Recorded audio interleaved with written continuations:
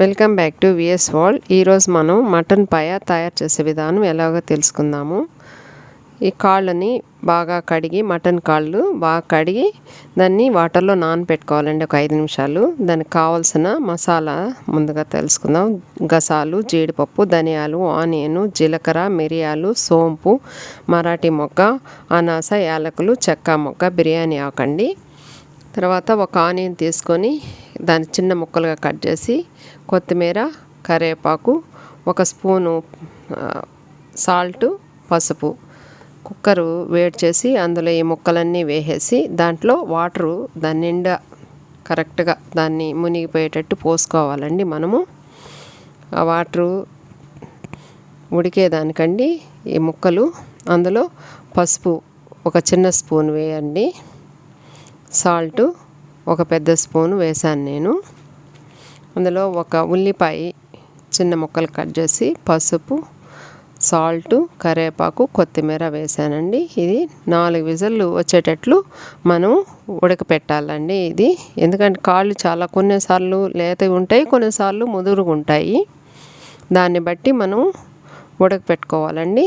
నేను 4 విజిల్కి ఉడకపెట్టాను. 4 విజిల్లు అయిన తర్వాత దాన్ని తీసి పక్కన పెట్టుకోవాలండి. ఇప్పుడు మళ్ళా స్టవ్ మీద మనము బాండిల్ పెట్టుకొని ఈ మసాలాలు వేడి చేసుకోవాలండి. అంటే సిమ్లోనే వేడి చేయాలి. ఈ పేస్టే ముఖ్యంగా ఈ కాళ్ళ కూరకి టేస్ట్ వస్తుందండి. ఒక చిన్న ఆనియన్ తీసుకొని, అంటే 2 ఆనియన్స్ కదండి, ఒక ఆనియన్ వచ్చి కాళ్ళు ఉడికేటప్పుడు వేసాను, ఇంకొక ఆనియన్ వచ్చి మసాలాకండి.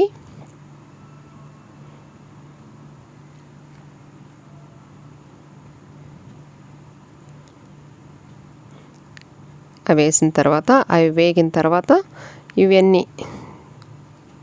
ధనియాలు, ఈ మసాలాలు అన్నీ వేసి సిమ్లోనే వేడి చేయాలండి.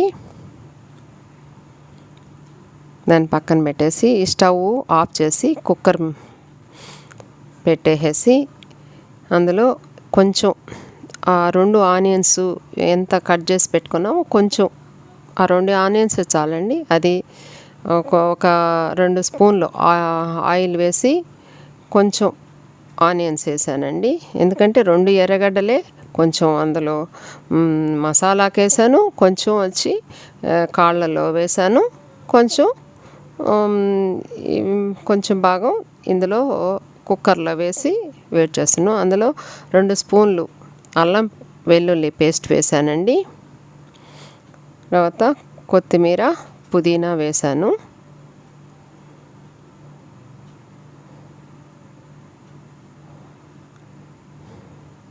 ఇవి లైట్గా సిమ్లోనే వేయించండి, ఎందుకంటే మాడిపోతాయి.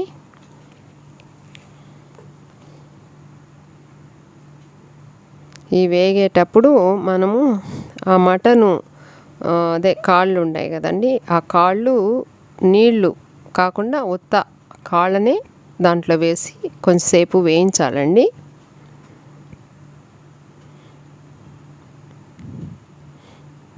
వాటరు అప్పుడే పోయకూడదు, ఆ వాటర్ని పక్కన పెట్టేసుకోవాలి. చూడండి బాగా ఉడికాయి. కొన్నిసార్లు చాలా ముదిరి ఉంటాయండి, ఇంకొంచెం సేపు 2 విజిల్లు మళ్ళీ ఉడకపెట్టుకోవచ్చు.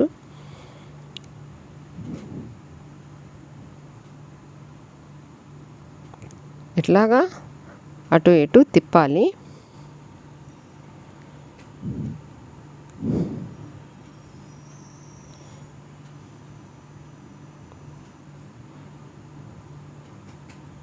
కొంతసేపు ఆయిల్లోనే ఈ మసాలాలో వేయించాలండి ఈ కాళ్ళను. తర్వాత నేను 2 స్పూన్లు మాత్రమే కారం తీసుకున్నాను, ఎందుకంటే మసాలాలో చెక్క మొగ్గ అంతా ఘాటు ఉంటుంది కదండి, అందుకని తీసుకోలేదు.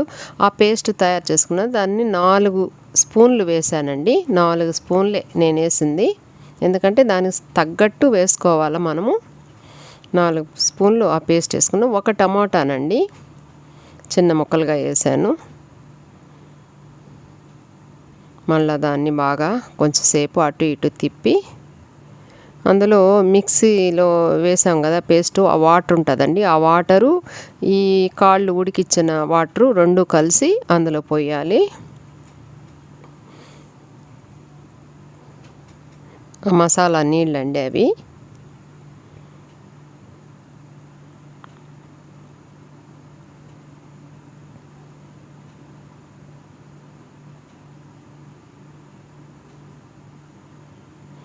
ఇంత బాగా కలబెట్టేసి, ఇంకా ఎక్కువ వాటర్ వద్దండి.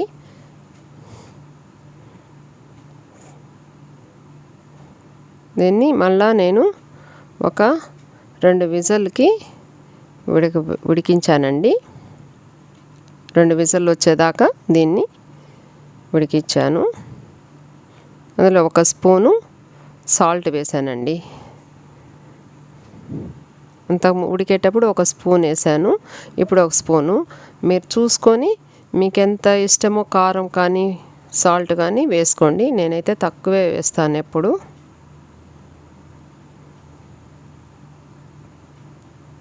ఒకసారి టేస్ట్ చూసుకోండి.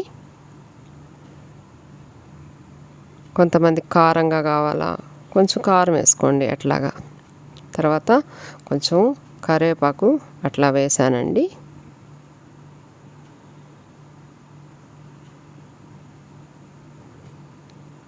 స్టవ్ మీడియంలో పెట్టుకొని మంట కుక్కర్ మూత పెట్టేసి 2 విజిల్లు వచ్చేదాకా పెట్టానండి. చూడండి అయిపోయింది నా కర్రీ. చాలా టేస్టీగా ఉంటుందండి కాళ్ళ కూర. చాలా మంచి హెల్త్ కూడా అండి. అందుని సంగట్లోకి బాగుంటుంది, చపాతీలోకి కూడా బాగుంటుంది. చూడండి ఇట్లా తయారు చేసుకొని తినండి. చాలా బాగుంటుందండి, చాలా టేస్టీగా ఉంటుంది. నా వీడియో నచ్చితే మీరు లైక్ చేయండి, షేర్ చేయండి, సబ్స్క్రైబ్ చేయండి. ఇంకా మరిన్ని వీడియోలు పెడతానండి, చూడండి. థ్యాంక్స్ ఫర్ వాచింగ్ అండి.